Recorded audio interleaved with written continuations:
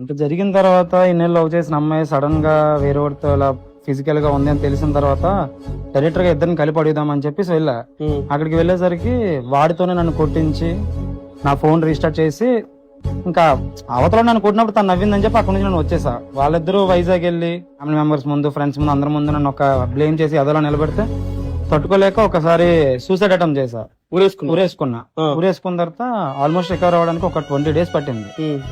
Recover అయ్యి ఇంటికి వచ్చిన తర్వాత ఇన్స్టాగ్రామ్ లో మళ్ళీ మెసేజ్, అయ్యో నువ్వు చచ్చిపోలేదా, ఇంకా నువ్వు చచ్చిపోతే బాగుంది కదా, నేను ఇంకా ప్రశాంతంగా ఉన్నావు అన్నా. ఇంకా తట్టుకోలేక మళ్ళీ సూసైడ్ అటెంప్ట్ చేసుకున్నా. ఫోన్ చేసి ఒక వర్డ్ అన్నది నన్ను, ఏమని?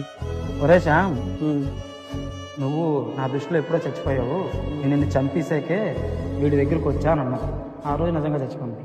సెకండ్ టైం ఊరేసుకున్నప్పుడు తండ్రి కొడుకులకి చావు విషయంలో కొన్ని డిఫరెన్స్ ఉంటే, తండ్రికి ఎప్పుడు కొడుకే తలకొరి పెట్టాలి తప్ప కొడుక్కి తండ్రి తలకొరి పెట్టే రోజు ఏ రోజు తేవద్దు, నేను ఎప్పుడు నేనేం అడగలేదు కదా అని కాలు పట్టుకుని అడిగారు. నీ కాలు పట్టుకున్నా మీ డాడీ?